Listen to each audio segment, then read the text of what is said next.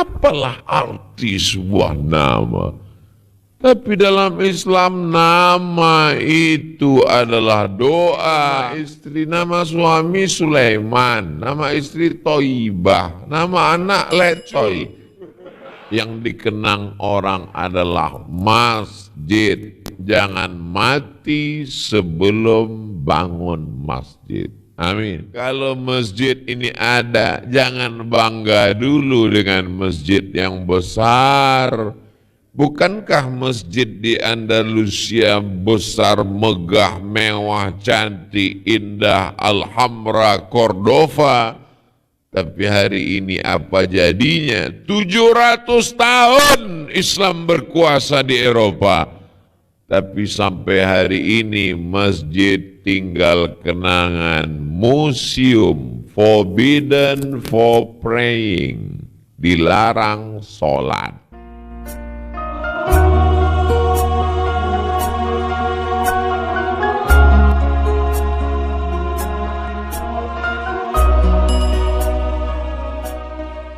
Anak-anak itu bawakan ketemu dengan orang-orang soleh, mintakan selalu Rabbi habli minas solihin.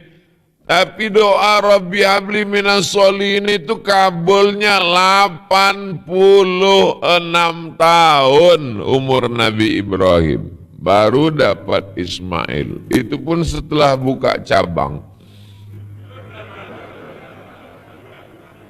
Bayangkan Nabi Musa alaihissalam soleh, berdoanya 40 tahun baru dapat jalan keluar di lembah Tih.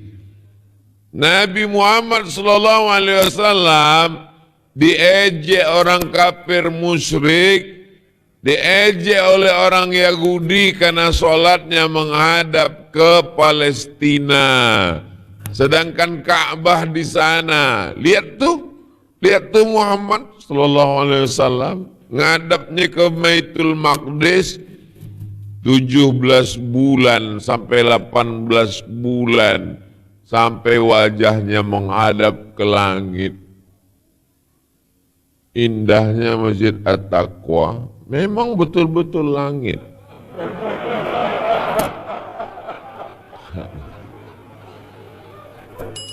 Qad nara taqalluba wajhika fis sama'. Kami sudah melihat wajahmu menghadap ke langit.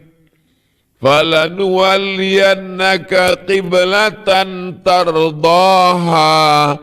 Hari ini kuhadapkan wajahmu ke arah kiblat yang kau inginkan. Turunlah ayat.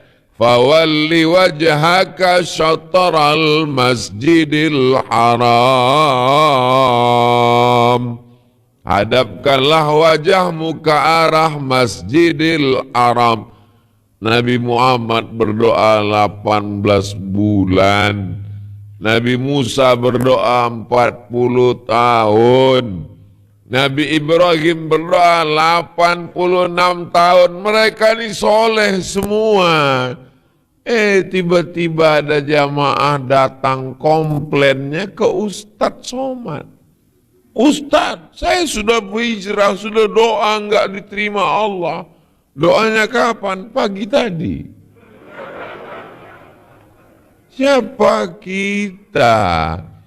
Kita ini hanya orang yang berusaha duduk dengan orang-orang soleh, beramal dengan amal orang soleh, minta pendapat dan nasihatnya orang soleh, berharap mudah-mudahan nanti bisa bersama-sama dengan orang soleh. Doakan supaya Ustadz Somad, anak keturunan Ustadz Somad sampai hari kiamat, supaya semuanya jadi soleh-soleh semua. Begitu saya bilang soleh, bapak-bapaknya bilang amin, ibu-ibunya bilang amin. Ada satu ibu yang diam aja. Pas ditanya, kamu kok enggak bilang amin? Aku wis into.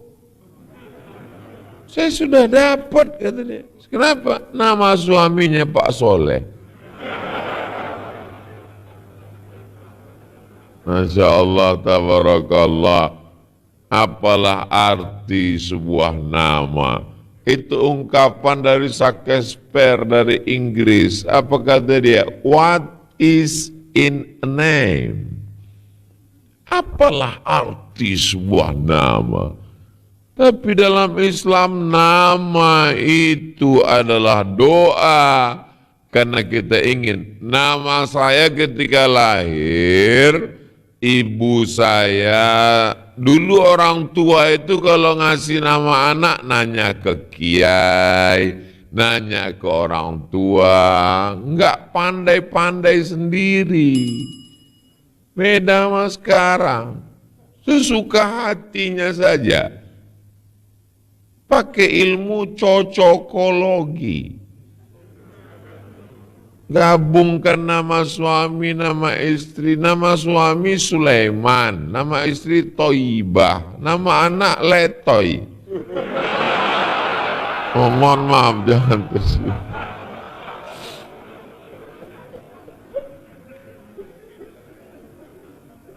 Datanglah ke mbah saya.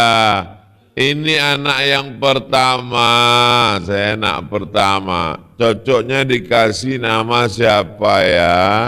Dikasihlah nama untuk ngambil syafaat Rasulullah dan kebaikan. Dikasih nama Muhammad Solah. Solah itu asal kata soleh. Solah artinya baik, orangnya soleh. Muhammad Solah, tapi di negeri Melayu Solah itu nama ikan. Ikan solah, ikan selar itu disebut ikan solah. Kata mak saya enggak paham bahasa Arab, masa nama anak saya namanya ikan? Ganti nama yang kedua. Digantilah nama, dikasih Abdul Somad. Memang selalu disebut di tahlilan, Qul huwallahu ahad, Allahu somad. Kata kakek yang satu lagi namanya kakek Abdul Latif, ini Abdul Somad, robah lagi. Kenapa? Karena keturunan kita yang namanya Abdul Somad ini dua. Yang pertama, Abdul Somad pergi ke Kedah, Malaysia, nggak pulang-pulang. Yang kedua, Abdul Somad anak saya meninggal. Saya khawatir yang ketiga ini nanti bermasalah. Betul, ini Ustadz Abdul Somad masalah sampai sekarang. Di beberapa tempat nggak dapat izin.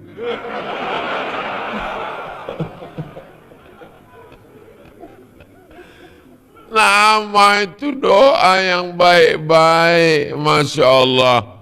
Makanya nama ustadz-ustadz kita ini luar biasa. Ada yang pahlawan, hero. Ada yang hatinya bersih, Ustadz Salim, Ustadz Hani Boni, Masya Allah, tabarakallah. Makanya anak-anak kita ini semuanya berawal dari namanya baik, bapaknya baik. Kenapa bapaknya baik? Abdullah, hamba Allah. Ibunya baik, perempuan yang menjaga kehormatan dirinya, Aminah. Kalau bapaknya hamba Allah, ibunya Aminah, insya Allah anaknya terpuji di langit, terpuji di bumi. Ahmad di langit, Muhammad di bumi. Muhammad sallallahu alaihi wasallam. Tapi jangan gara-gara ini ibu komplain, pantesan anak kita enggak terpuji di bumi, karena kamu bukan Abdullah. Nanti bapaknya juga balas, dan kamu bukan Aminah. Kamu Abdus Syaiton. Tidak ada yang menghambakan diri kepada harta. Tidak ada yang menghambakan diri kepada jabatan dan kuasa. Kita ini semuanya adalah Abdullah, menghambakan diri hanya kepada Allah Subhanahu wa ta'ala. Jadi syarat menjadi soleh itu minimal. Ustaz lain nanti mengatakan syarat soleh ada 5, berarti ilmu dia lebih dari saya. Kalau ada ustadz yang ceramah syarat soleh cuma 2, berarti waktunya lebih pendek dari saya. Syarat soleh minimal 3. Ini namanya syarat minimalis. Yang pertama, akidahnya mesti benar, la ilaha illallah. Walaupun orangnya sopan, orangnya baik, orangnya santun, kalau dia tidak la ilaha illallah, tidak Muhammadur Rasulullah, maka dalam Islam falan yuqbala minhu, maka dia tidak diterima, wa huwa fil akhirati minal khasirin, amalnya di akhirat menjadi sia-sia dan dia termasuk orang yang rugi. Jadi soleh syarat yang pertama mutlak tidak terbantahkan, akidahnya mesti la ilaha illallah Muhammadur. Orang nggak mau masuk Islam ini bukan salah Islamnya. Islam itu produknya bagus, bintang iklannya nggak menarik. Saya kan banyak minta endorse. Cobalah Bapak Ibu lihat Instagram Ustadz Abdul Somad itu. Isinya endorse gula merah, endorse tepung terigu, endorse roti, endorse macam-macam, endorse pondok pesantren. Alhamdulillah saya mau. Cuman satu endorse yang saya tolak. Endorse susu penggemuk badan. Enggak mau. Ustadz tolong endorse nih susu kedelai, kalau diminum insya Allah badan gemuk. Siapa yang percaya?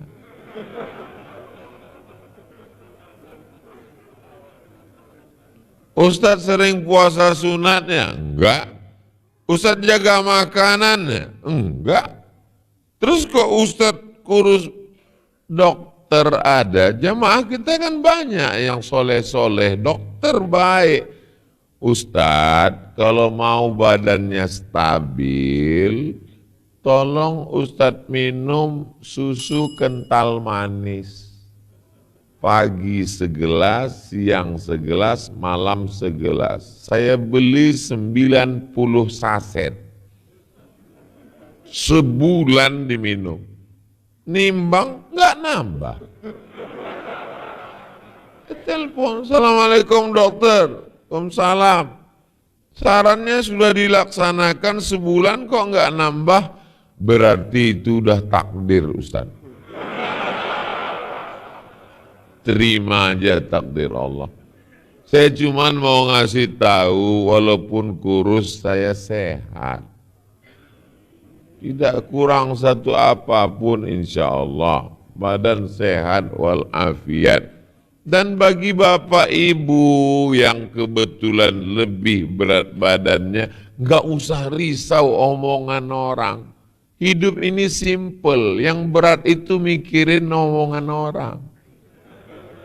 Kita kurus, dia bilang nggak makan.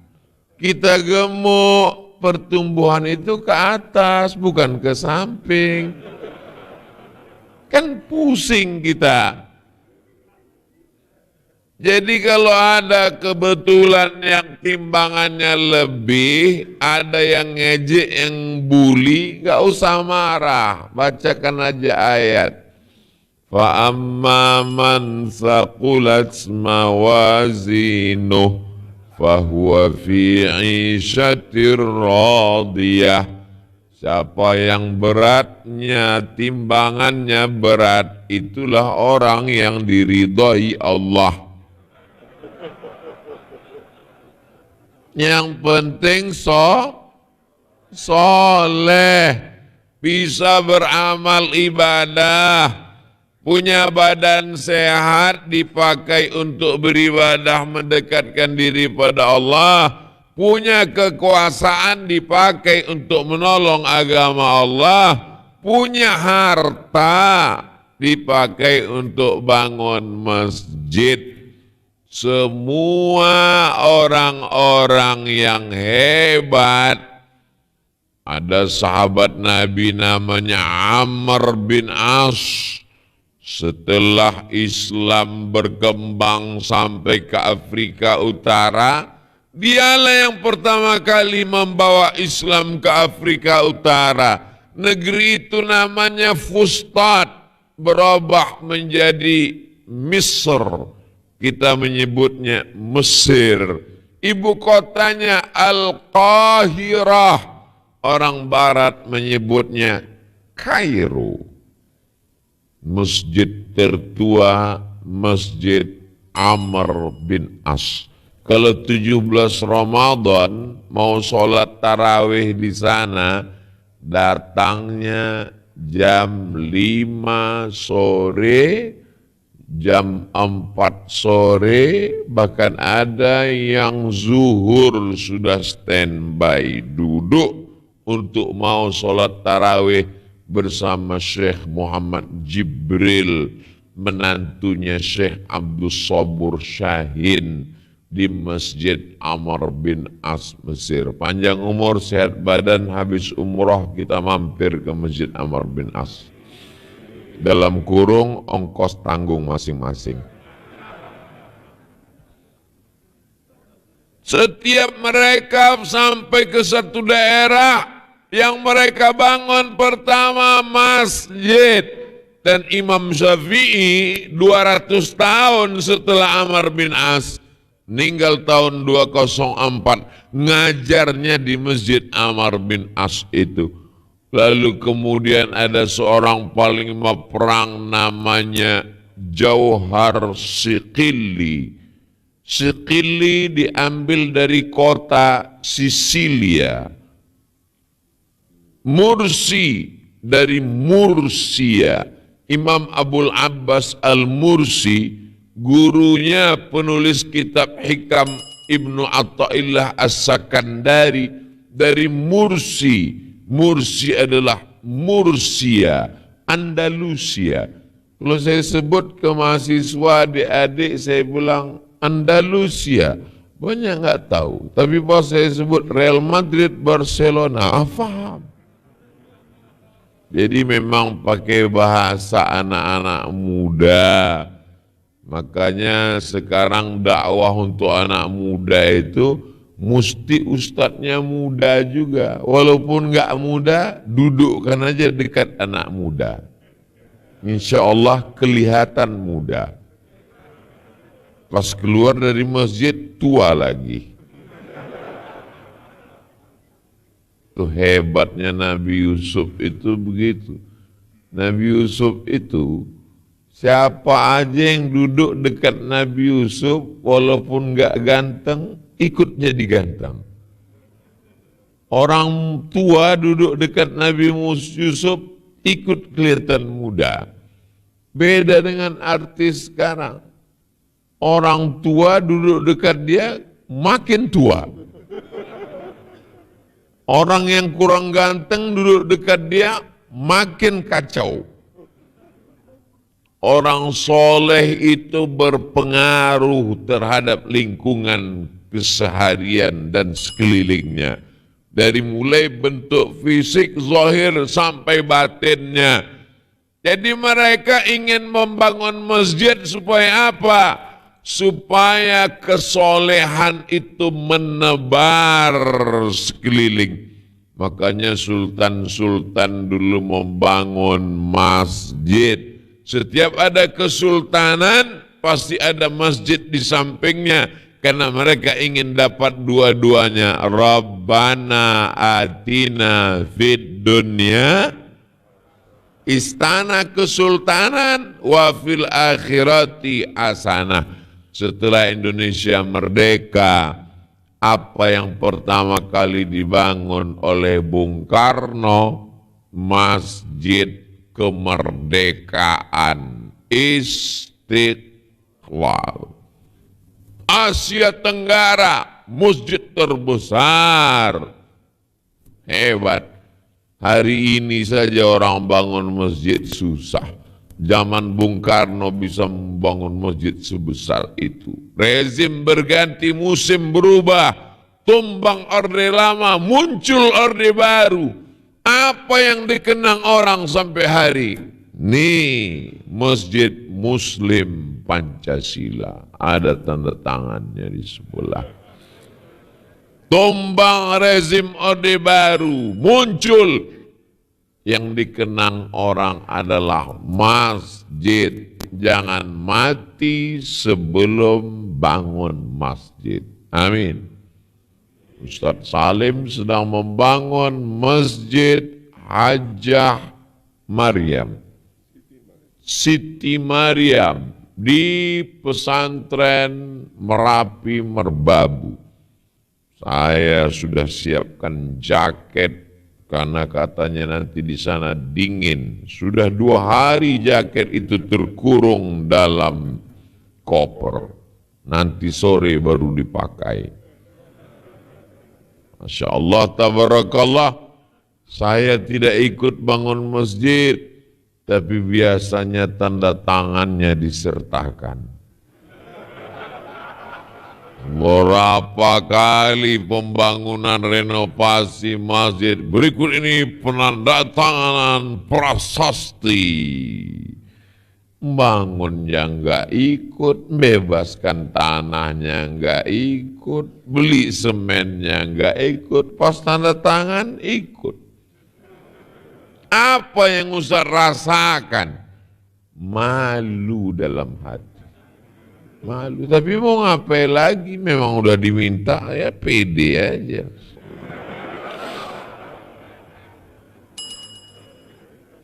Khawatirnya nanti pas mau masuk surga, apa kata malaikat? Berikut ini masuk surga Abdul Somad secara seremonial. Saya berharap saya masuk surga karena doa orang-orang soleh ini semuanya, insya Allah. Lalu kemudian masjid yang sudah cantik indah ini rupanya ada rumah Quran Ustaz, tapi masih di lingkungan perumahan kita. Kita maunya rumah Quran itu di samping, masjidnya jadi cantik dan megah, dan sekeliling ini rumah Quran, sehingga anak-anak kita ini ke depan menjadi anak-anak yang soleh akidahnya, terjaga dalam la ilaha illallah Muhammadur Rasulullah. Bapaknya soleh sudah, ibunya tidak diragukan lagi. Inilah ibu-ibu yang solehah. Kenapa solihah? Nggak dapat tempat duduk dalam masjid, rela di luar.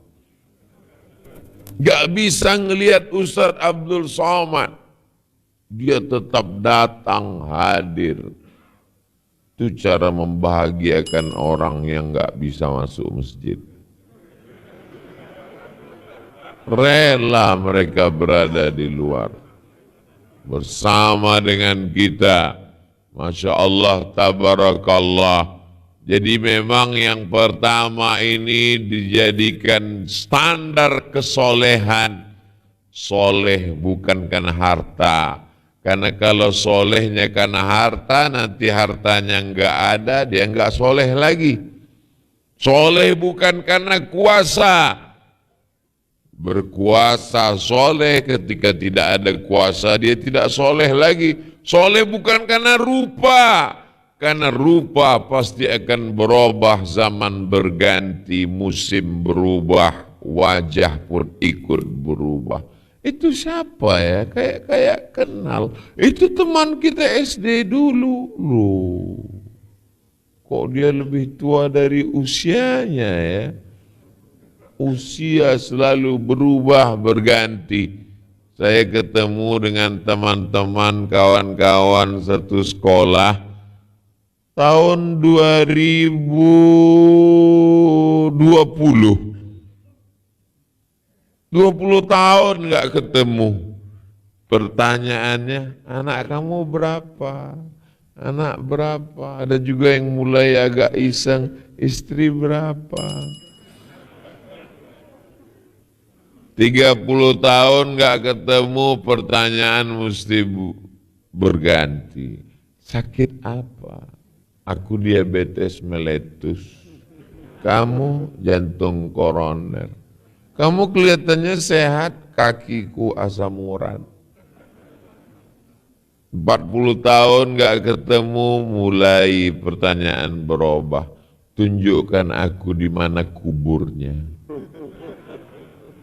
40 tahun nggak ketemu, pertanyaan tidak lagi kuat, nyaris tak terdengar ke telinga. Sudah pakai pempes merek apa? Mendengar ceramah Ustaz Abdul Somad, kuncinya satu, jangan tersinggung. Karena beberapa jamaah tersinggung, pulang meninggal. Saya tidak pernah menyindir siapapun. Saya sedang bercerita tentang kita dan masa depan kita. Bagaimana kita ke depan, bagaimana kita akan datang.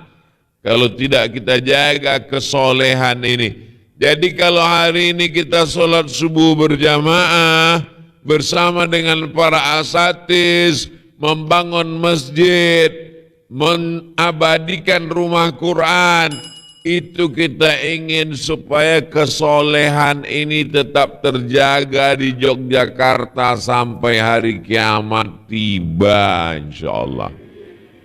Karena kalau kita saja soleh di rumah kita akan dijual, tanahnya akan dibagi-bagikan ke ahli waris, anaknya enggak begitu dahsyat, menantunya. Lalu kemudian bagaimana supaya pendidikan anak kita ini terjamin? Kalau masjid ini ada, jangan bangga dulu dengan masjid yang besar. Bukankah masjid di Andalusia besar, megah, mewah, cantik, indah, Alhambra, Cordova? Tapi hari ini apa jadinya? 700 tahun Islam berkuasa di Eropa. Tapi sampai hari ini masjid tinggal kenangan, museum, forbidden for praying, dilarang sholat. Tak bisa sholat. Datang satu anak muda, memang anak muda ini luar biasa. Begitu sampai di dalam, dia lihat nggak boleh sholat, dia azan. Allahu Akbar, Allahu Akbar. Datang polisi mau nangkap. Nggak boleh azan di sini sholat. Kan dia nggak boleh sholat, azan kan nggak apa-apa. Ngapain kamu azan di sini? Batu-batu ini rindu mendengarkan suara Allahu Akbar. Sudah 800 tahun mereka tidak mendengar Allahu Akbar. Tapi janji dari Bernard Lewis, orang Yahudi, kata Bernard Lewis, tidak sampai 50 tahun lagi azan akan berkumandang di seluruh Eropa. Saya baca tulisan itu di perpustakaan Darul Hadis Al-Hasaniyah Maroko waktu kuliah dulu. Yang nulis bukan orang Islam, bukan orang kita, bukan orang Arab, Orang Yahudi mengatakan bahwa azan akan tetap berkumandang. Orang-orang soleh, mudah-mudahan salah satu yang mengumandangkan azan di Eropa itu adalah anak kita. Kalau ada anak masjid hafal Quran dapat beasiswa ke Al-Azhar, biasa. Beasiswa ke Makkah Ummul Qura, biasa. Beasiswa ke Jamiah Islamiyah Madinah, biasa. Tapi anak kita akan dapat beasiswa ke Harvard University, ke McGill University, ke Sorbonne Paris University. Kenapa? Karena otaknya boleh Paris, tapi jantungnya berdegup, berdetak tetap la ilaha illallah Muhammadur Rasulullah. Kesolehan-kesolehan ini yang akan membuat dunia ini menjadi